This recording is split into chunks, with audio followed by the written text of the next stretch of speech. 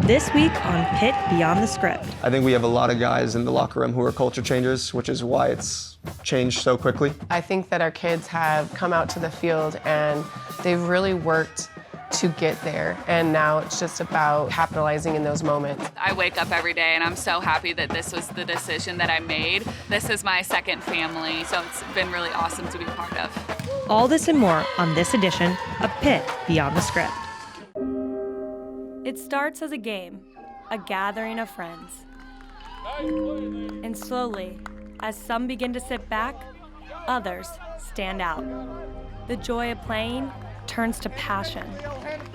And as the skills develop, so do the minds. And they begin to seek challenges, peers, and mentors to further their abilities and opportunities. The love and passion becomes a thirst for people in a place we're going to show everybody else in the country who we are. That will embrace and push a hunger for excellence. Clinch the ACC. And to be in and among champions. These are the dreamers, scholars, leaders. These are the guides, teachers, mentors. And this is the opportunity, the challenge, the place. This is Pitt Beyond the Script.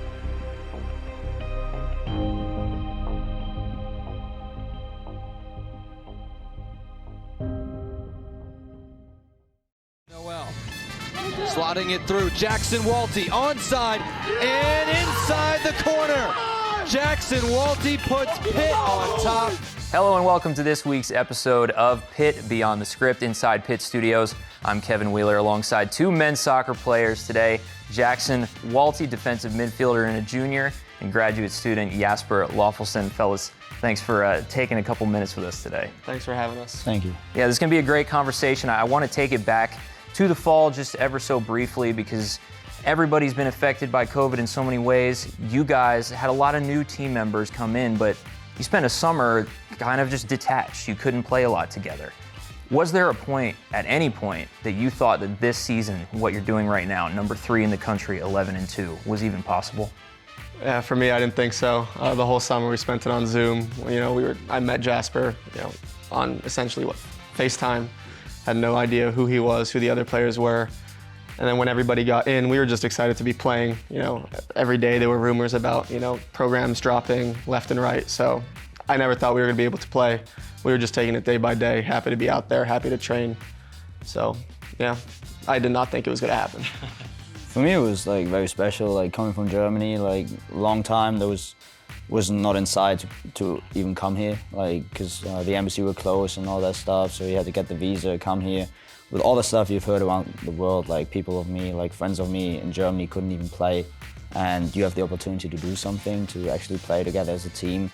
I think that's what was special about it, and that's where all the euphoria came from, to have a good season, to really enjoy it.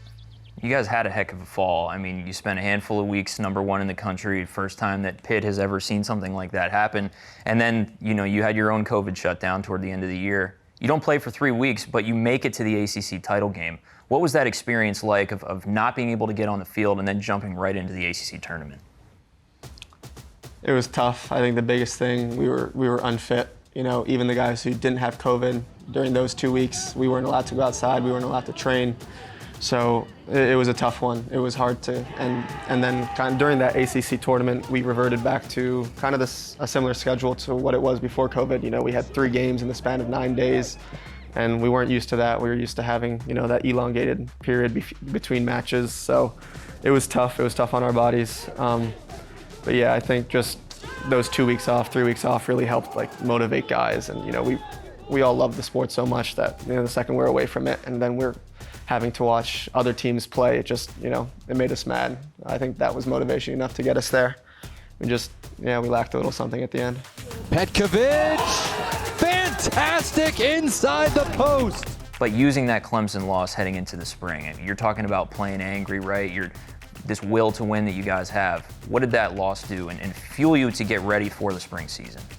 For me, it was we have something to work for right now, because that's the moment where you see, okay, like with all the wins you had in like prior games or something like this, you actually have teams that can beat you if you're not on 100%.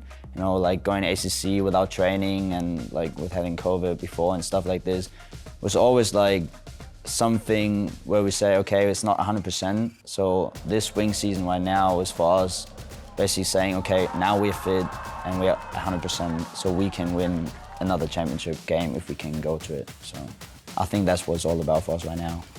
As the captain, as the team spokesman, I'll call you that myself, what have you done in conjunction with Jay and the coaching staff to kind of foster this culture that you're working with right now? I think the first thing I need to say is that although I'm wearing the captain's band and Jasper Ward in the fall with me, we're far from the only 2 leaders on the team. We got a lot of older guys who step up, and it's really a group effort. Especially the voice, at practice in the locker room. It's not just me. We have a lot of guys. Maybe on the field, I'm the one speaking with the ref, but I think we have a lot of guys in the locker room who are culture changers, which is why it's changed so quickly. We have a bunch of talented guys, so it's just making sure we're always ready to play and wanting to play and doing what's right for the jersey. 2 regular season games left in the spring, so it's crunch time, right? You guys max level focus at this point. So 2 games left. What's your outlook for those? And then what do you need to do to basically secure your bid to the NCAA tournament? I think if we keep the mentality and the focus on the games, if we do our analysis of the opponent, like Notre Dame and Virginia right now, we've played them already, so we kind of know what we're gonna need in the games. But 100% we need to win those games if we want to stay into the NCAA tournament or the ACC tournament. It's not in our hands now because North Carolina has a high seed. Of course, we hope that we get a shot at the ACC tournament again, but just keeping our record as it is, if we go 14-2, I think it is right now, there's no way that the NCAA tournament can leave us out. So basically that's what we have to do, and then it's game on. It's crunch time, tournament mode on. How far can you guys go? We can go all the way. There's absolutely no doubt about that. Absolutely no doubt. That's the confidence we need. That's great stuff. I agree 100%. Yeah, totally. All right. Yeah. I mean, if you look at the table right now, you have Clemson up there, number 1. I want a piece of it, so I'm ready to go. That's the confidence from 2 captains and leaders on this team. Thanks so much, fellas. We appreciate the time. Thank you. Thanks for having us. Stick with us as we continue on Pitt Beyond the Script. Deep through ball for Noel. Crosses in front. A header by Ordonez. Tapped in. It's in, and it's over. Arturo Ordonez.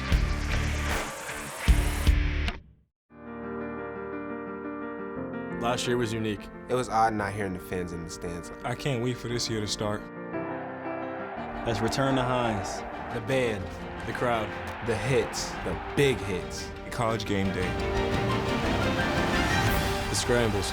The big catches. The sacks. The celebrations. One more dive to the pylon.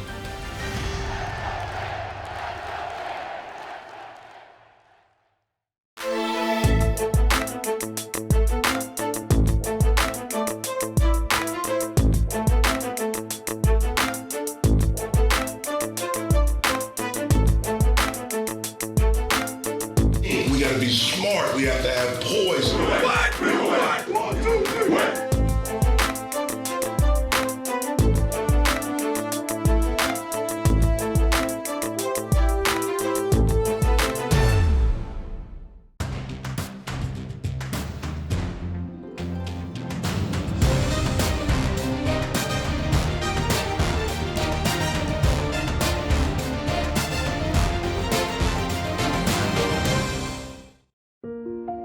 Dr. Hockaday's story begins in North Carolina. After earning her degree at Pitt, she joined the armed forces and then went on to have a career in law enforcement. There, she became the first female commander of 2 different units. Monica and I connected when she was an outstanding student athlete at Pitt in the early 1990s. She is a veteran who served our country. She is a scholar, she is a leader, and she is a mom.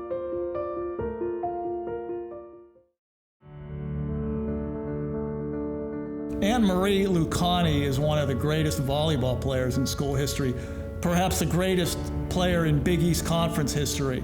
a 3-time Big East Player of the Year, a 4-time Big East Tournament Most Valuable Player. Anne-Marie led Pitt to 4 Big East Tournament championships and was a Big East Tournament MVP each year. She also led Pitt to 4 consecutive NCAA tournament berths. Anne-Marie has very high energy, tremendous agility, a very powerful player, strong, good jumper, good leaper, just an outstanding all-around volleyball player. Anne-Marie Lucani set impeccable standards for Pitt volleyball, and they still resonate today. Upon the conclusion of her career, she owned the Pitt record for career kills, a standard that stood for 14 years and still ranks second today. Her work ethic was amazing from day one. She was a real leader by example. Anne-Marie always credited the people around her for her memorable Pitt experience, including her talented coaches and teammates. There's been a great history of success in volleyball at Pitt, and to have Anne-Marie representing our volleyball program is a huge honor, and we hope it's the first of many.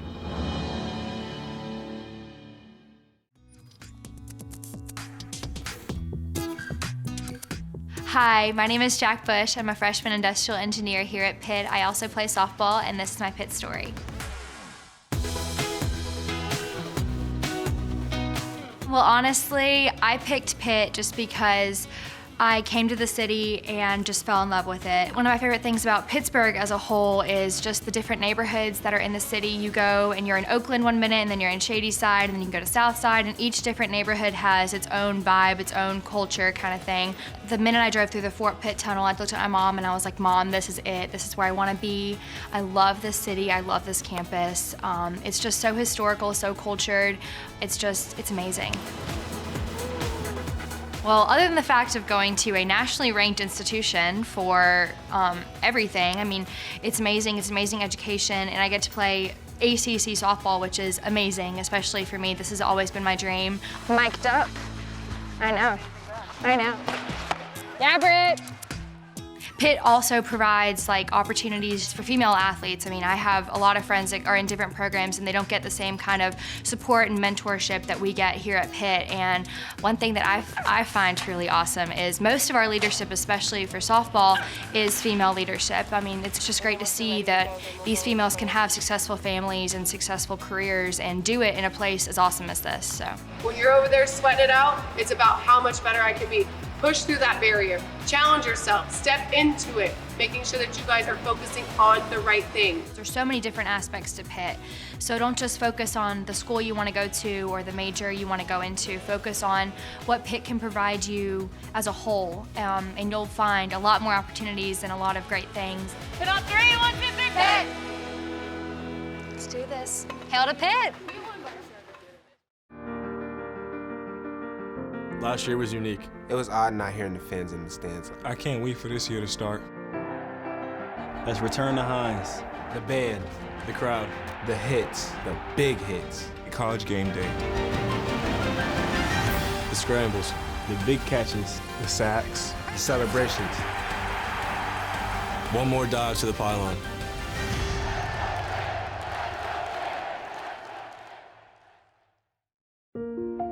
Dr. Hockaday's story begins in North Carolina. After earning her degree at Pitt, she joined the armed forces and then went on to have a career in law enforcement. There, she became the first female commander of 2 different units. Monica and I connected when she was an outstanding student athlete at Pitt in the early 1990s. She is a veteran who served our country. She is a scholar, she is a leader, and she is a mom.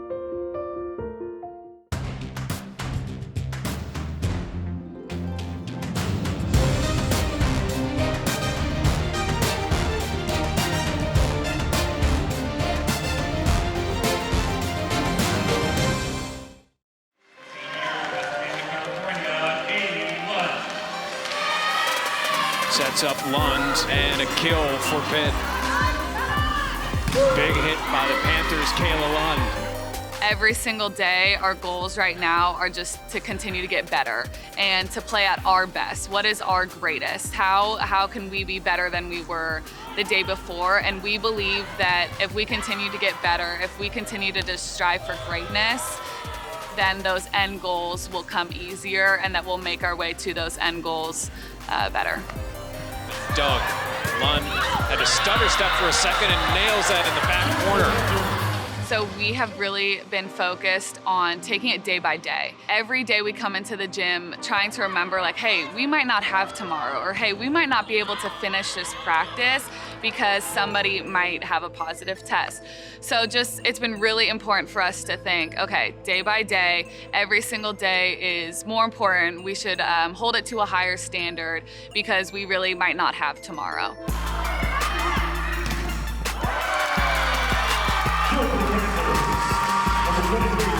I think it's been really special for us. I think it's been making us a lot tougher and appreciate everything a lot more. And I just think we're so grateful to even be practicing, to be competing. So it's been really important for us to kind of remember that gratitude and carry it with us.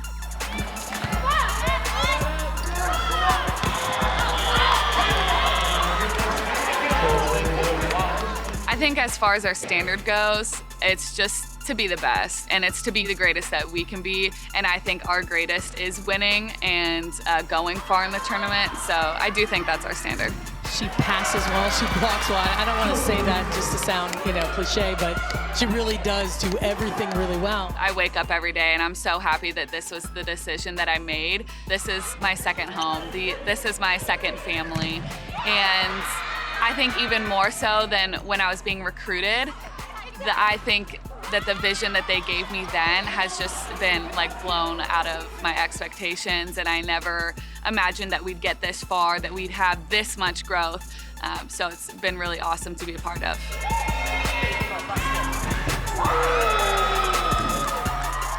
I'm Kayla Lund, outside hitter for Pitt Volleyball, and you're watching Pitt Beyond the Script.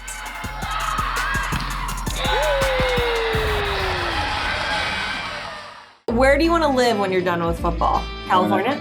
I have no idea. You have no idea? I don't even know what I want to do tomorrow. I don't know what I'm going to do. Welcome to another segment of Downtime. I am joined by right tackle of the Minnesota Vikings and former Pitt Panther, Brian O'Neill. I'm Casey Guerrero, Pitt Studios. Brian, how have you been prepping in this offseason? This past season was a lot different. This preparation for this coming season is going to be a lot easier. It's going to be as many unknowns. Last year was a little different, but it's just crazy how fast it's gone by and how quickly it just seems like I was at Pitt yesterday, and here we are going into my fourth year. So I think I've been able to do a lot of positive things, and hopefully, the thing I think is I'm not at my best yet. In 2015, you were switched from a tight end to a right tackle. You were able to have 37 consecutive starts. Do you ever imagine what life would be like right now if you wouldn't have made that switch in positions? All the time. I'd probably be selling insurance somewhere in Pittsburgh or in Delaware. Really happy that I did, and really happy that it's worked out the way it has. But there was an injury that summer. Coach Narduzzi kind of called me in and gave me, I don't want to say a pitch, but he gave me all the positive reasons as to why I should switch to offensive line. And he's like, I'm not going to force it on you. I'm only going to do it if it's something you want to do and think that can help. So I called a couple people that night, called my parents, called a couple people I trusted, and told them the next day I was in. Everything positive he said at the time turned out to be true. So it's been a lot of fun. It's been the best decision I ever made, for sure. Time to eat, baby. Let's go. First and 10 at the 24, slot right. Jet motion. Brian O'Neill's running down the field. 15-10, touchdown. The former tight end. Hey, let's go. I told him I could tote that thing.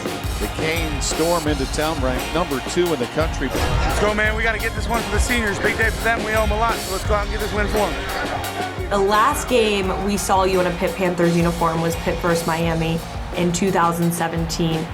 Do you have any memories from that game? Is that one of your top moments at Pitt?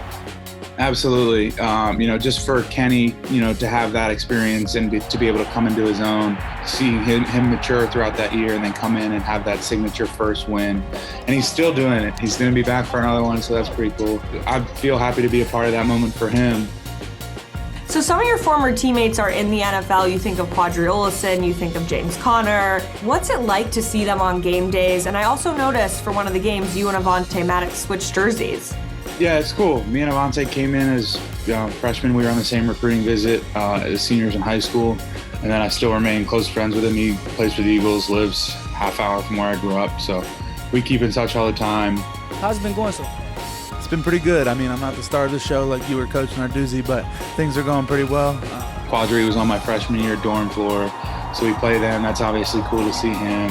And then just like watching a guy like Jordan, who I played with, win the Super Bowl is even cooler. And it's really fun watching everybody else's successes. And if a game's on that I'm not playing in, I root for like my boys and the guys that I played with because I want to see them do well.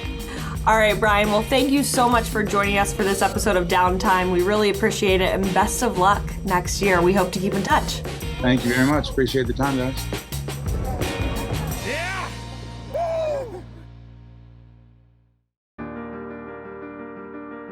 Last year was unique. It was odd not hearing the fans in the stands. I can't wait for this year to start. Let's return the Hines. The band. The crowd. The hits. The big hits. College game day.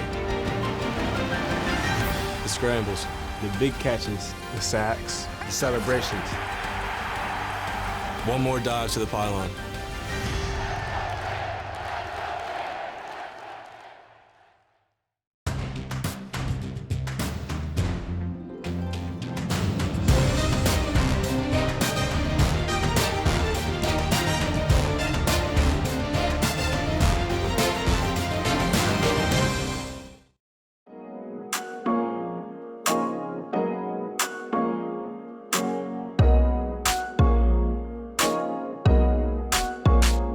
When we all walked in, we were completely amazed with everything, so thankful, like everything was thought through in here.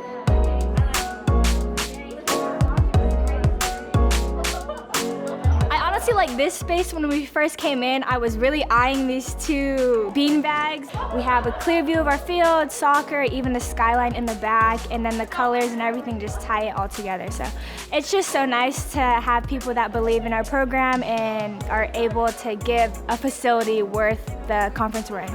Personally, like we've never really had a facility like this that's just so advanced and so colorful. Before we'd have to go almost completely across campus from the field to even like go see our coaches. And it just felt like it was such an inconvenience because, you know, they were having to come over here, we were having to go over there, and now we're just all in one building. And to be able to like come in every single day and just feel appreciated from everyone and just get to explore and see like new people every day is just, it's a lot of fun and it's so new and so exciting.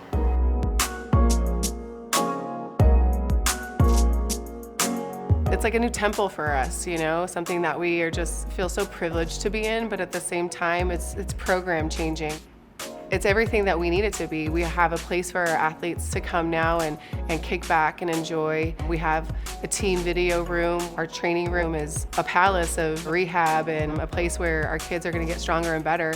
Then you have the nutrition facility, which takes it to the next level for our kids. It's just an elite atmosphere.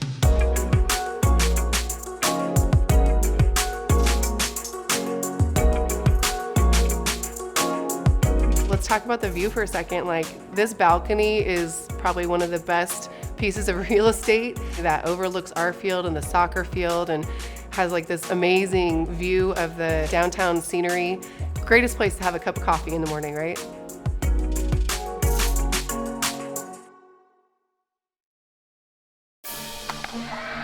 High, deep, gone.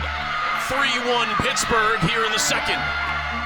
Welcome back to Pitt Beyond the Script alongside Coach Jody Hermanic of the women's softball team. I'm Rob King of AT&T Sportsnet. Coach, before we get into the season a little bit, I think with every coach we always have to discuss COVID and what happened last year, cutting the season short. In your second year at Pitt, you're trying to get some momentum going and how that's carried over to this year.